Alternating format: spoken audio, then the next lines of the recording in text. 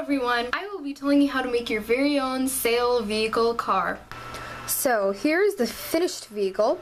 Now before I explain to you how I came to make this, I first must tell you what to avoid in my story when I first began to make this vehicle. So about a month ago, our science class was assigned to create a sail vehicle car out of household items. We had about the entire spring break, but the procrastinator that I am, I pushed it to the very last minute. Not the best idea because it did require more thought than I expected.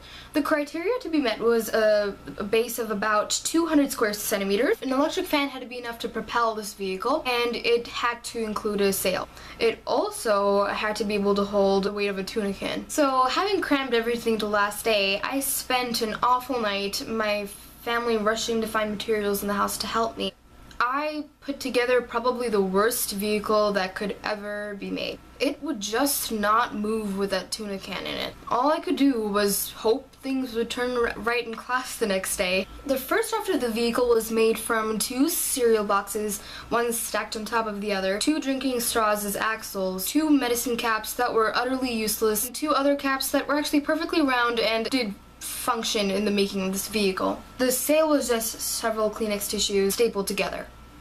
I used a hole punch and punched the bottom of my cereal box, and then I put the axles in there.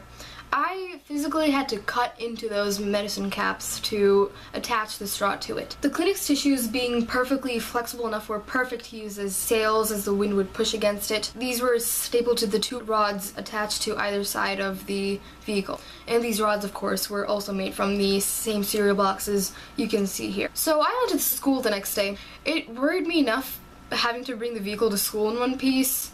I did not have much hopes for the test run in class that day. Mine would hopefully move just enough as was required. Once it came time for class and everybody came together with their vehicles, there were some vehicles that were probably about half my size and beautifully sculpted to actually look like a car or a ship. You could already tell that some people had dedicated weeks to these things.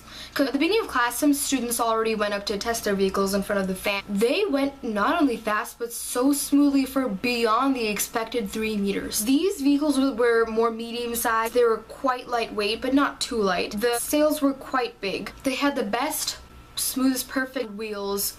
They had very smooth, thin axles. And as mentioned before, pretty big sails. Other vehicles stopped moving after an inch. There was one that tipped over right when the fan was blown toward it because the body of the vehicle was so tiny and the sail just overpowered the whole thing.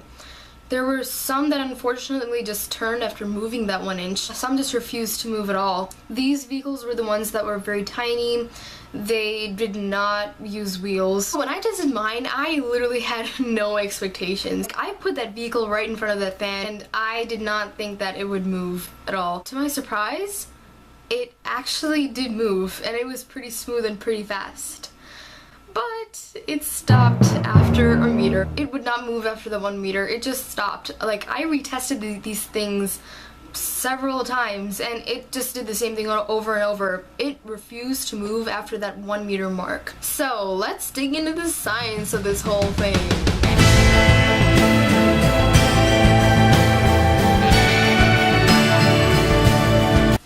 The back wheels, crooked as pictured here, would have to be changed because they would not turn at all.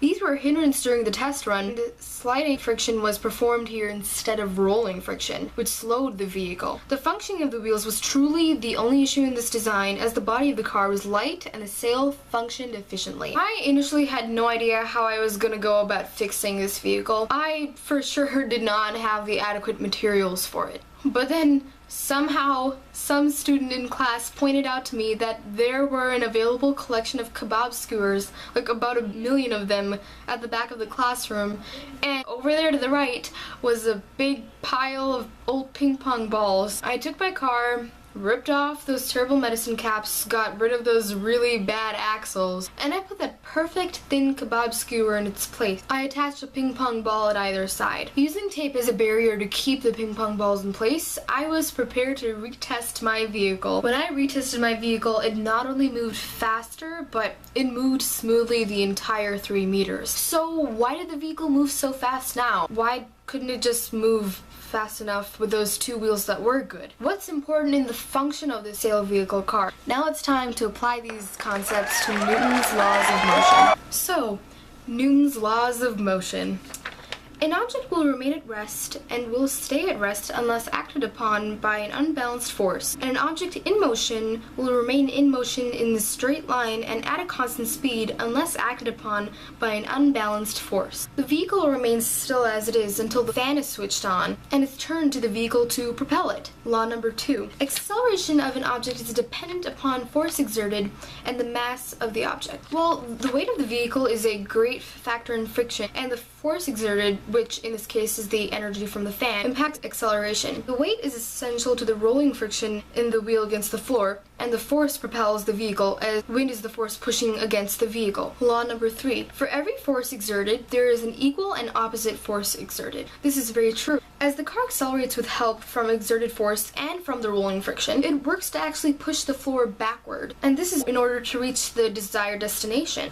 So while the car is moving forward, it pushes the floor backward. What are things you have to remember when making this sail vehicle? So many important factors to it that you must remember. The weight of the vehicle must be light. The sail must be adequate in size. It cannot be too small. It cannot be too big to overpower the vehicle itself. The axles are so important to the functioning of the wheels. There cannot be any friction created between the axles and the body of the vehicle itself. Your vehicle cannot be too big. It cannot be too small. These are all important as they impact rolling friction, sliding friction, all kinds of friction in regard to the wheels against the ground. So, to reflect on the process, step 1.